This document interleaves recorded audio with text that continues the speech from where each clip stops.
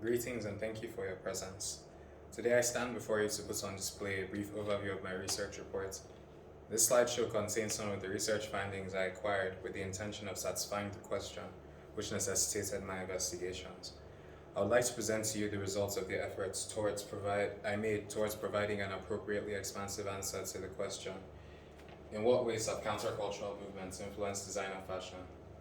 This presentation will provide a collection of visual information born of both primary and secondary research methods, which revolve mainly around the depiction of garments existing at the times of different countercultural movements, as well as designer interpretations of these garments, both old and recent.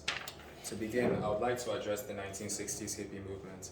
The successor to the beat movement, the hippie movement would, given its vibrant, openly pacifist nature, become one of the more memorable subcultures of the 20th century, with its non-conformist mores, those being drug use, sexual freedom, and a yearning for Eastern tradition, becoming prevalent over the years.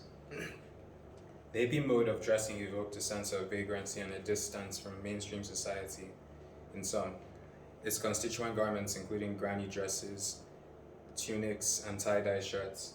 Tie-dye was adopted by hippies as a symbol of peace and harmony, two themes central to the subculture. So here we have an image of Joe Cocker at Woodstock wearing a more or less not so typical tie-dye t-shirt and long sleeve tie-dye t-shirt, which I refer to as not so typical given that the colors are more dull than the mainstream version of a tie-dye shirt. And here we have R13 Spring, an ensemble from R13's Spring 2019 Ready to Wear collection, which consists not only of a printed tie-dye shirt, but also a blazer in the tie-dye motif, which could be said to be an innovative take on the custom. Secondly, I would like to speak about the punk movement, which ensued a decade or so after the hippie movement started. The punk movement was characterized by an active disdain for authoritarian power structures, as well as the upholding of the freedom of individuality and nonconformity to the status quo. Punk style aimed for provocation. Garments consisted of leather jackets, tartan pants, drainpipe jeans, and kilts. Leather jackets in particular were popular amongst punk adherents, and they could have been said to be symbolic of the punk movement. They were at times embellished with metallic ornaments, painted on or worn as worn plain. So here we have some punks walking down the road in Edinburgh, wearing some of whom are wearing leather jackets. And inspired by that, we have this lineup of customized leather jackets by Jean-Paul Gaultier in collaboration with Shot NYC for the former's Le Punk collection. Lastly, I would like to speak about the grunge movement. Originating in Seattle in the 1980s, the grunge movement was characterized by a scruffy, laid-back aesthetic.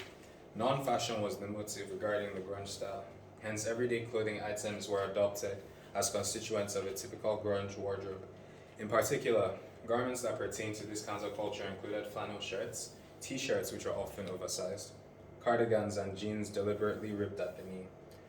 So evidence of this is depicted here in these two images. Here we see a young Jared Leto in a still from the series My So-Called Life, in this scene he is shown wearing an oversized flannel, which is a typical grunge staple, if you will. And here we have a grunge-inspired ensemble by Jared Lorenzo for his fourth collection for his brand Fear of God, which consisted in large parts of flannel shirts and denim jeans, which were, some would say, aggressively ripped at the knee. I would also like to present some of my research findings, my primary research findings for that, rather. These are images of garments that I collected, that I saw that inspired, that seemed parallel to countercultural garments. So here I have a granny dress, a tie-dye shirt, both of which pertain to the hippie movement, and I have a pair of slightly ripped denim jeans, which pertain to the grunge movement. And here I have different illustrations of garments, each of which pertain to each previously discussed countercultural movement. To conclude this presentation, I hope that my explanation regarding its contents were conveyed adequately. Again, I humbly appreciate your audience. Thank you very much.